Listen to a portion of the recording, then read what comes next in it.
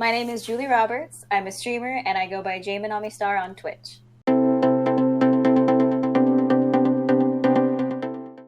I started streaming because I like to play video games. Video games have been a really big part of my life for a very long time, and I figured I could be playing these video games alone, or I could just like talk to other people while I do it. I hit affiliate on April 5th, 2019. I was playing Borderlands, the pre-sequel, because I had decided for my stream, I was just gonna do an entire Borderlands franchise, like month, I guess, or however long it took, because Borderlands 3 was coming out. I hadn't expected the stream to go as long as I actually went. I think I went live for 6 hours that night, but we kind of kept getting closer and closer to the goal for affiliate, which I just needed at that point, the 50 followers.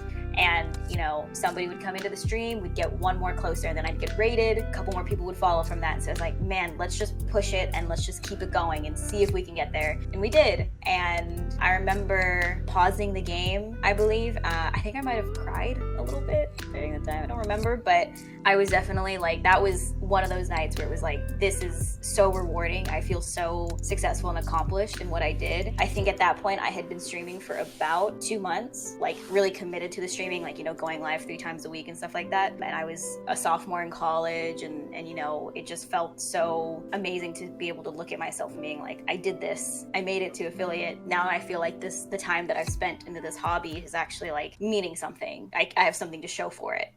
We still have one more?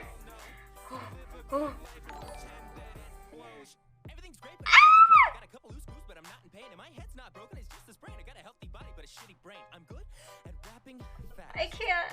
I think one of the things with just gaming in general and why the hobby is so like important to me and why it means so much to me is because the stories that you experience in these games and this just form of media is so just it's much different than just sitting in front of a TV and watching a movie or watching a TV show. If you can relate to something that's going on in the game and that it kind of connects with you and you know sticks with you, that is an experience that like is unmatched.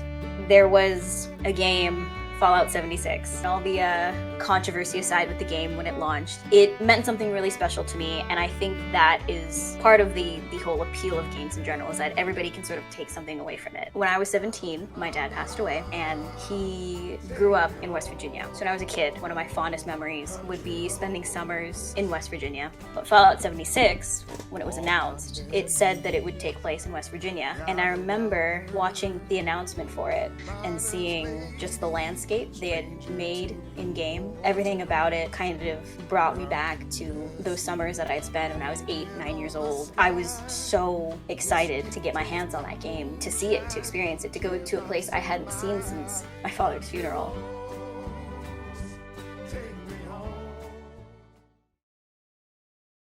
In essence, anytime I load up that game, I just feel a little bit closer to family and to home. And it's something that like I wouldn't get off of just watching a movie.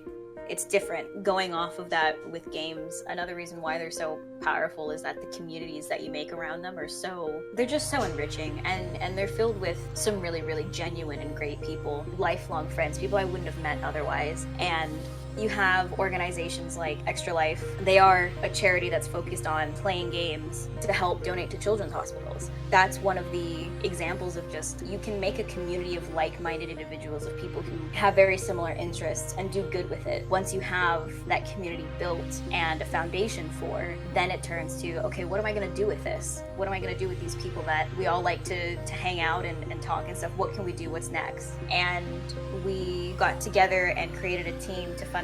So we had a goal of, I think, $1,000 for our entire team, and we hit it. We actually exceeded it that year as well.